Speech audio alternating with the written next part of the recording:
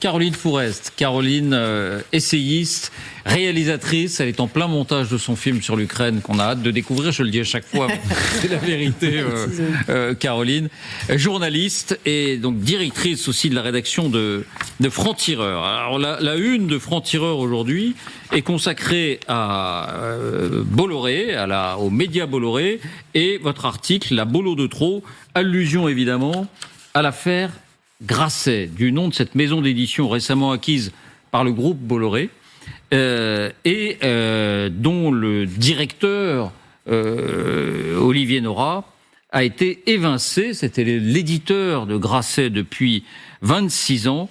Alors, la question, et il faut signaler que cette éviction a provoqué la fronde de 250 écrivains qui étaient indiqués qui étaient édités, je vais y arriver, par Olivier Nora, et qui ont décidé de quitter Grasset.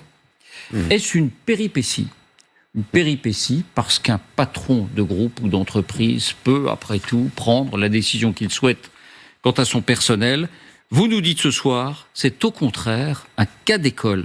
Un cas d'école de la bataille culturelle en cours, une affaire à prendre au sérieux pour le débat public et même pour la démocratie culturelle. Alors je précise, Caroline, que vous avez vécu cette affaire de l'intérieur, si j'ose dire, puisque ça fait 22 ans, et je le disais, vous êtes une essayiste de renom, 22 ans que vous êtes édité par Grasset, et donc par Olivier Nora, et que vous avez signé le texte des 250 auteurs. Pourquoi est-ce une affaire à prendre au sérieux selon vous ? Ça fait 22 ans que je suis édité chez Grasset par Christophe Bataille, sous la direction d'Olivier Nora, et ça fait 22 ans, vous savez, des livres, c'est un peu des enfants, on va les chercher à la maternité. Ça fait 22 ans que je vais chercher mes livres dans cette belle maison du 61 rue des Saints-Pères, avec cet escalier qui craque, qu'a très bien décrit Yamnous Chelbani, qui partage la même tristesse parce qu'on a la même maison, que je croise des auteurs avec lesquels je suis d'accord ou pas du tout d'accord. Mais quand on vient d'accoucher d'un livre, on a le respect pour celui qui vient d'accoucher d'un livre, et puis après on s'affronte dans le débat public, mais avec la civilité des gens qui savent ce que c'est que de faire l'effort de penser et de coucher sa pensée sur un livre, et en étant aidé par cette équipe magnifique, toute cette équipe auquel je pense très fort, de Grasset, qui vous aide à corriger, vous aide à douter, vous accompagne, ne vous dicte jamais quoi dire, mais vous aide à défendre votre courage de dire. Et c'est une maison depuis laquelle, notamment, j'ai mené l'alerte contre Tariq Ramadan, avec Frère Tariq en 2004. Ça remonte.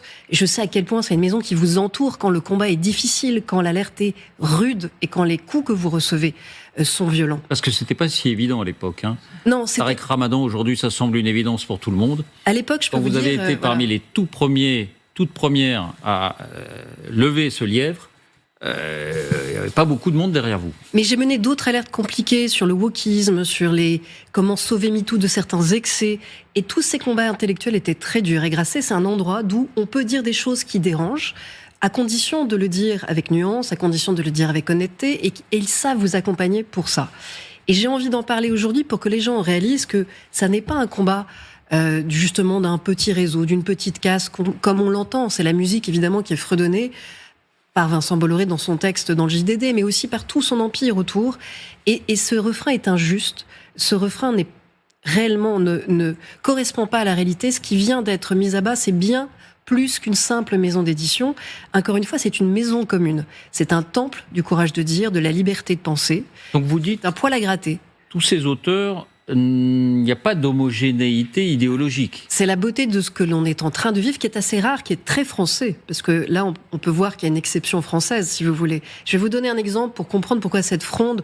On est aujourd'hui à près de 250 auteurs qui ont signé ce texte disant « Nous ne donnerons pas notre prochain livre à Grasset ». C'est un déchirement. Je voudrais que les gens comprennent que, d'abord, c'est se mettre en situation économique difficile, parce que pour beaucoup, ils ne vivent que de leurs livres et ils ne gagnent pas des mille et des cents. Mais leur contrat au cours...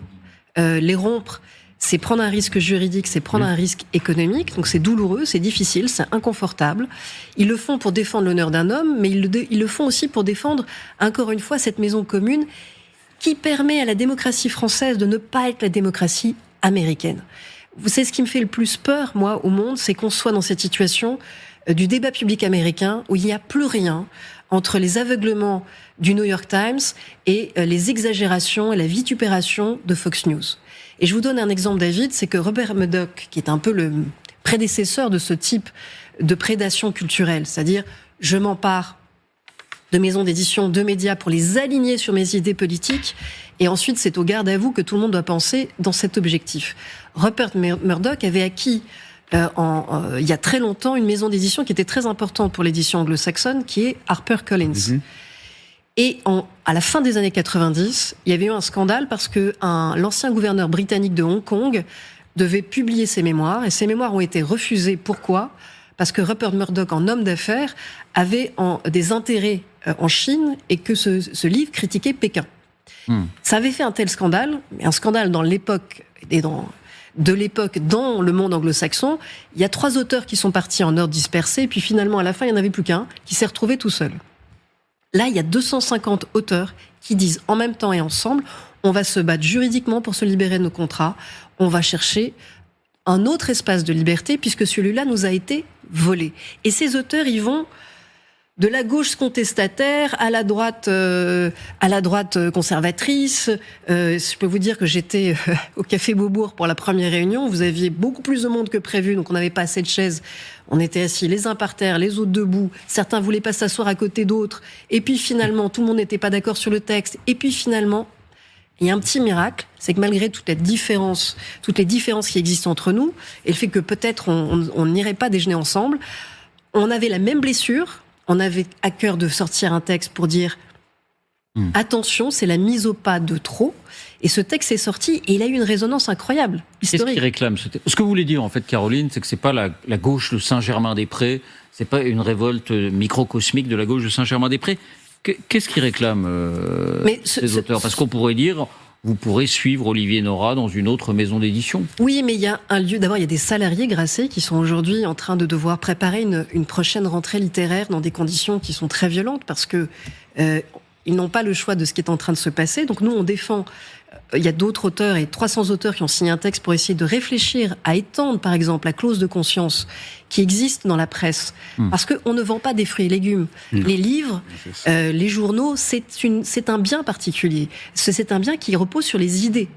Donc, quand vous avez un propriétaire qui décide, en fait, de décapiter celui qui était le garant de votre indépendance intellectuelle, pour truffer votre catalogue de gens avec qui, pour le coup, et je vais revenir sur l'origine de la crise, parce qu'il y a beaucoup de choses qui ont été dites qui sont fausses, qui vont changer la coloration du lieu d'où vous parlez.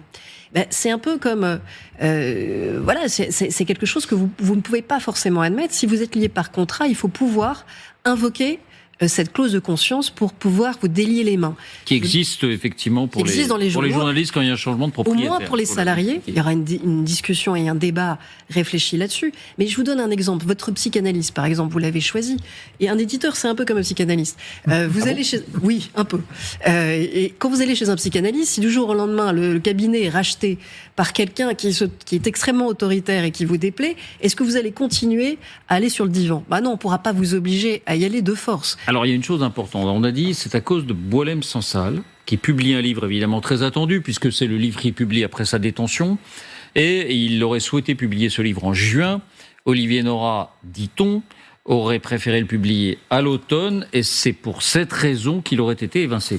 Ce récit qui s'est imposé, qui a été relayé même dans une certaine presse de gauche et qui évidemment tourne en boucle sur les réseaux médiatiques de l'Empire Bolloré, est faux.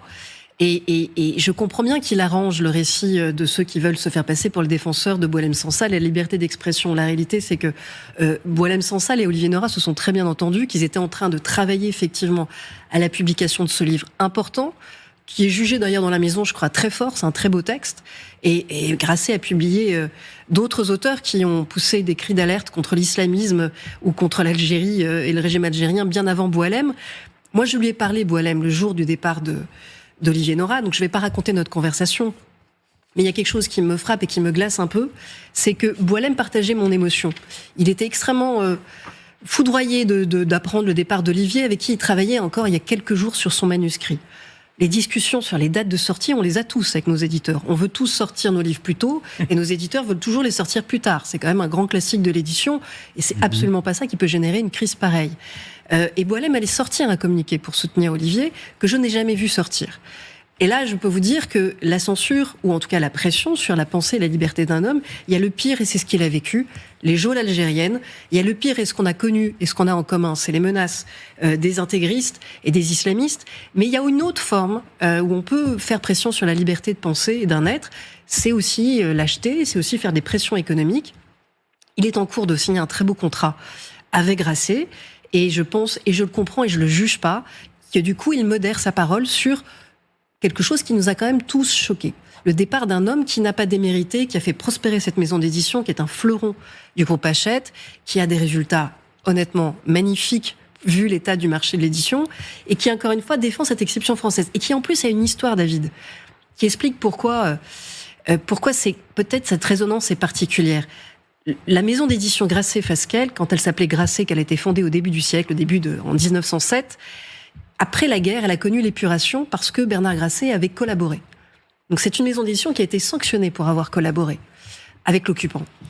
Et qui, à partir de 67 et même après, a fusionné avec les éditions Fasquelle et est devenue, c'est une maison d'édition qui n'a cessé de vouloir justement être un refuge pour tous ceux qui dénoncent l'antisémitisme, pour ceux qui dénoncent l'islamisme, le totalitarisme, toutes les formes d'extrémisme. Le racisme. Et c'est bien pour ça que c'était difficile et douloureux, sans doute pour Olivier Nora, j'imagine, d'intégrer dans le catalogue, surtout de la couverture jaune, qui est une couverture très prestigieuse, où même nous, on a, auteur Grasset, des fois, on met des années à mériter d'être édité dans cette belle couverture jaune, un homme comme Nicolas Dia, qui est un auteur, qui est l'éditeur de Jordan Bardella chez Fayard, qui est un proche du cardinal Sarah, qui était le cardinal intégriste que Trump voulait voir pape à la place du pape Léon, qui a fait exploser, cet homme a déjà fait exploser Paris Match, il faut le savoir, en imposant une couverture sur le cardinal Sarah, qui était une hérésie commerciale et qui a du coup provoqué le départ de Bruno Jeudi. Et donc c'est plutôt l'imposition, par le fait du prince, d'un auteur qui n'a pas peut-être voilà, et qui n'a peut-être pas de fibre commune avec un certain nombre de critères intellectuels qui font cette maison. Ou des atomes crochus avec Olivier Nora. Ou des atomes crochus avec Olivier Nora. En tout cas, c'était sur ce point-là que la crise a vraiment commencé et que l'indépendance éditoriale d'Olivier Nora a été contestée. C'est-à-dire le fait du prince pour imposer quelqu'un dans un catalogue qui se mérite, ça ne marche pas comme ça. Alors, 2 questions, et puis chacun pourra réagir. 2 objections qu'on entend. Il faut aussi entendre ceux qui disent non, cette décision n'a rien de scandaleux. D'abord, ce qu'on entend chez ceux qui soutiennent cette décision, c'est un patron et il a bien le droit de changer son directeur de ceci, son directeur de cela. Est-ce que ça n'est pas le cas aussi en l'espèce ? Mais je comprends qu'on puisse le voir ainsi, et il y a d'ailleurs sans doute des fois où moi je suis choquée qu'on s'émeuve de voir quelqu'un remercier si son patron ne s'y entend pas. Mais là on parle du principal actionnaire d'abord d'un groupe qui est plus large quand même, qui est Hachette, qui défait encore une fois et qui démet un capitaine d'un bateau qui va très bien, qui réussit très bien, et surtout qui est un poumon de la vie intellectuelle. Alors, il a été critiqué, lui, pour la réussite. On dit le chiffre d'affaires a baissé. Oui, mais ça, c'est des arguments de négociation quand on a un motif idéologique à reprocher et qu'on le maquille. Mais surtout, moi, ce que je reproche là à cette mise au pas de trop, c'est la stratégie du coucou. C'est-à-dire que moi, je trouverais normal que Vincent Bolloré, ses équipes, ses proches, avec les moyens dont ils disposent, créent des maisons d'édition, créent des journaux et les rajoutent à notre paysage médiatique et intellectuel. Et je peux même comprendre, je vais vous dire, David, que des gens se disent, après tout, une chaîne concurrente comme CNews, elle a apporté une musique qu'on n'entend pas ailleurs. C'est du complément paysage médiatique. Et c'est peut-être pour ça que d'ailleurs ces médias ont eu du succès au début. C'est autre chose d'envahir des marques qui ont des ADN, qui ont des histoires, qui ont des équilibres, qui justement, dans le cas de Grasset, réussissent à faire cohabiter des esprits libres très différents, qui est une maison commune, et de vouloir, dans cette maison, faire nid à la place des autres. C'est un envahissement, c'est une mise au pas qui est extrêmement brutale, et surtout qui défait la complexité, l'équilibre de cette démocratie culturelle. Parce que qu'il y ait encore une fois des maisons d'édition qui fassent entendre d'autres voix, c'est une chose, mais quand on prend Fayard, par exemple, qui est une maison qui éditait des auteurs un peu généralistes, qui avaient plutôt sérieux, en lequel on avait confiance. Changer le catalogue de Fayard du jour au lendemain en un catalogue où maintenant on a à côté toujours les mêmes récits. Éric Zemmour, Marion Maréchal Le Pen, Jordan Bardella, Philippe de Villiers. Très bien, c'est quand même toujours la même voix, toujours la même chanson. Si c'est pour le faire, le JDD. Vous n'êtes pas choqué que ça existe, mais ce qui vous semble critiquable, c'est que ça soit fait dans une maison qui avait une histoire, un ADN, oui, etc. Parce qu'à ce moment-là, on porte atteinte au pluralisme en détruisant quelque chose au lieu de construire quelque chose de supplémentaire. Europe 1, c'était une radio généraliste qui pouvait réunir les deux France, qui pouvait réunir toutes sortes de Français. Elle n'existe plus, cette radio. Aujourd'hui, elle ne réunit qu'un certain type de Français qui veulent entendre la même chose. Le JDD, c'était un journal qu'on allait acheter le dimanche, sans savoir si les journalistes étaient de droite, de gauche, du centre. On savait que c'était des journalistes bien informés sur la vie politique, plutôt sérieux.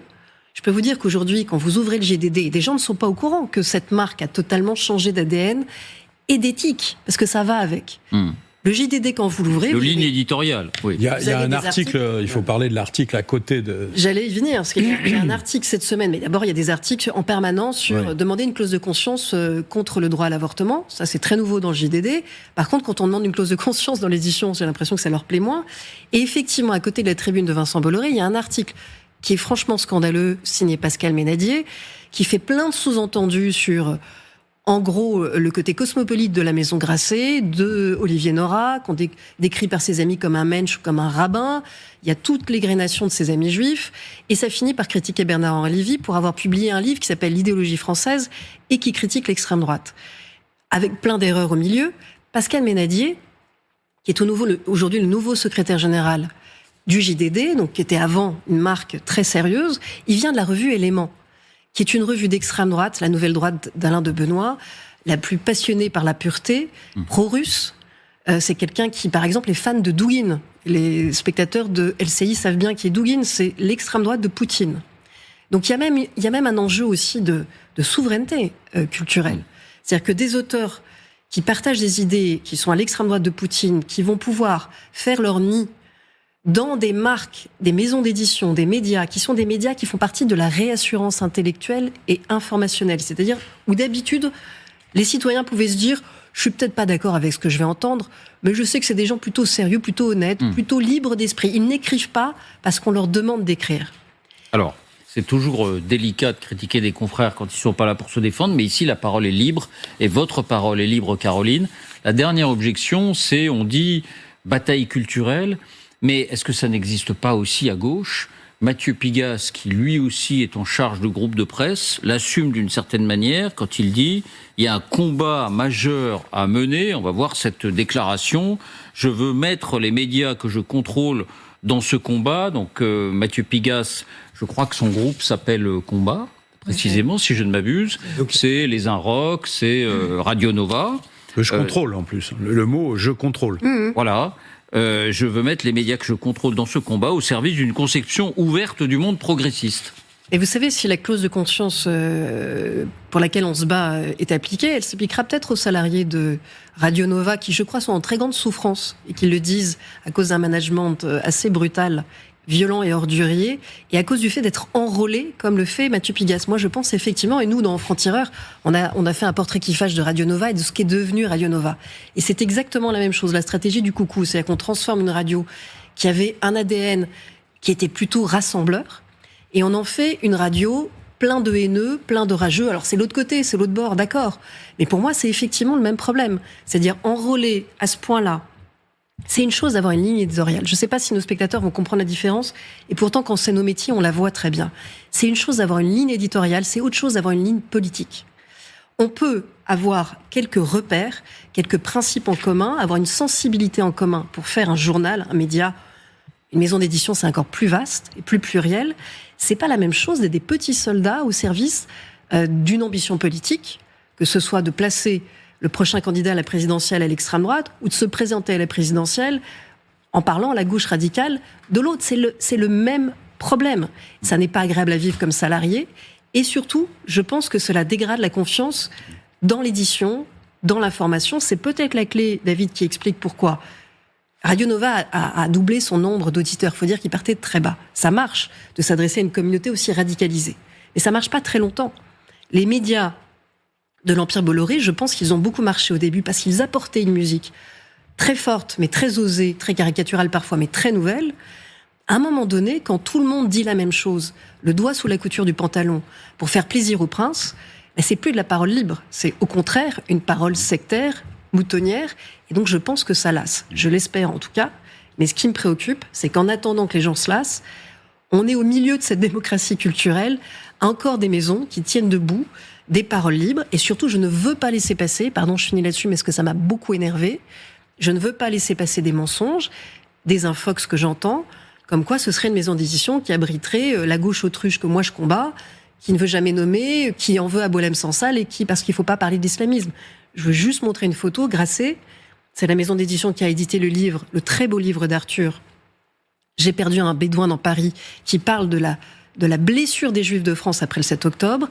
C'est la maison d'édition de Patrice Franceschi, qui ne fait pas que parler sur les plateaux de télé de l'islamisme. Patrice Franceschi est allé combattre les djihadistes à Raqqa avec les combattantes kurdes, les armes à la main.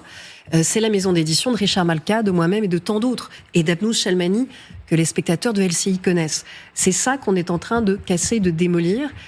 Ça fait du bien à personne. C'est pas un combat de caste, c'est un combat pour la démocratie culturelle et citoyenne. Question, réflexion. Rapidement, oui, le chiffre d'affaires de la maison baisse, mais le chiffre d'affaires du livre baisse de façon générale. C'est un marché compliqué dans lequel on gagne très peu d'argent. En réalité, c'est beaucoup plus les libraires qui gagnent de l'argent, et donc c'est un marché sur lequel il y a une hyper-concentration. Aujourd'hui, il y a 2-3 acteurs qui contrôlent le marché. Moi, je pense malgré tout, Caroline, que l'actionnaire à mettre chez lui. Ah oui, et j'ai une question simple à vous poser. Ne pensez-vous pas, finalement, que le successeur de M. Nora, que je ne connais pas, pourra vous donner les mêmes libertés, les mêmes conditions d'écrire ? Pourquoi lui faire un procès d'intention à l'avance ? Mais parce qu'il y a des précédents d'abord, parce que l'homme qui fait la transition, il l'a déjà fait dans d'autres médias et qu'on a vu ce qui est arrivé à ces autres médias. Moi, j'ai des confrères en souffrance dans des rédactions qui continuent à travailler pour des titres parce qu'ils ont une famille à nourrir et qu'ils ont un loyer à payer, mais qui sont en souffrance éthique et intellectuelle parce qu'on leur demande de faire quelque chose qui est contraire à ce qu'ils pensent, à ce qu'ils voient, à ce qu'ils observent. Dominique. Alors moi aussi, je pense que l'actionnaire a un droit de regard sur les contenus. Ce qui ne va pas dans le groupe Bolloré, dans ce qui se passe aujourd'hui, c'est que nous avons un phénomène économique qui est de l'intégration verticale et de l'intégration horizontale. C'est-à-dire que il a un nombre de maisons d'édition considérable maintenant, mais aussi donc de la presse, mais aussi de la presse audiovisuelle et écrite, et il a la distribution avec les relais.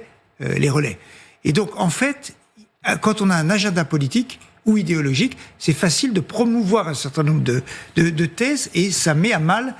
En fait, c'est un phénomène non pas de concentration, mais d'atteinte à la concurrence des idées.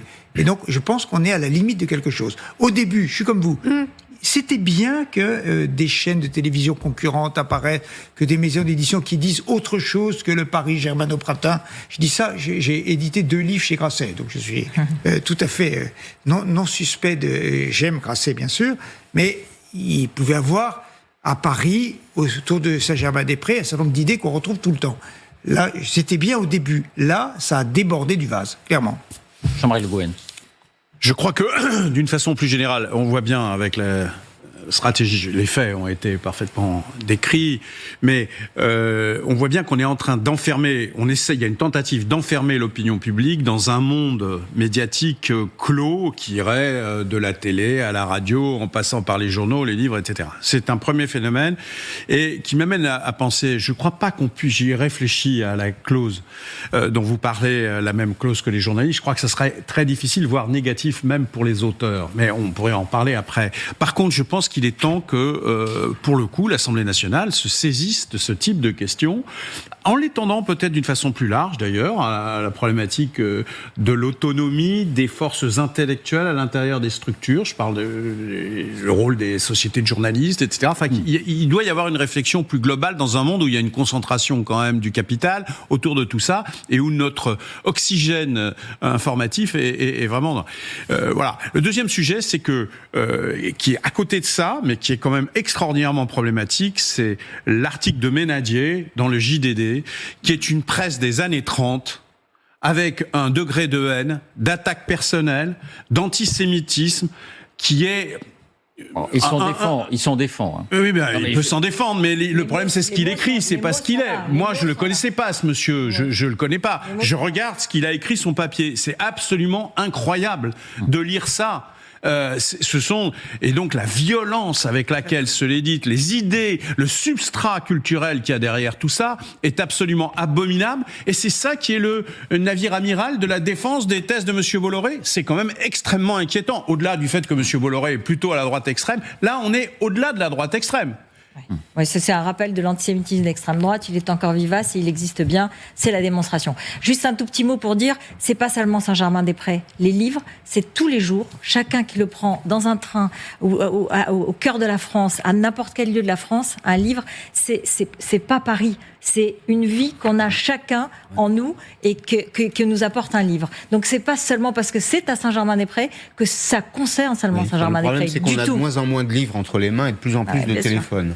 Et Un micro-mot de conclusion, Caroline. un dernier mot pour ne surtout pas appeler à boycotter les jeunes auteurs et les auteurs en général Grasset qui sortent des livres en ce moment. Les pauvres n'ont pas le choix, c'est l'œuvre de leur vie. Les livres, ça se prépare 3 mois en avance, ça met 3-4 mois à arriver chez vous dans vos librairies. Donc tous les mois qui viennent, les livres Grasset sont des livres de la promotion Nora qu'il faut défendre, il ne faut pas sanctionner ces auteurs. Ils n'ont pas le choix et c'est vraiment important pour eux et on pense encore une fois à eux. Merci Caroline et à mardi prochain. Merci Jean-Marie.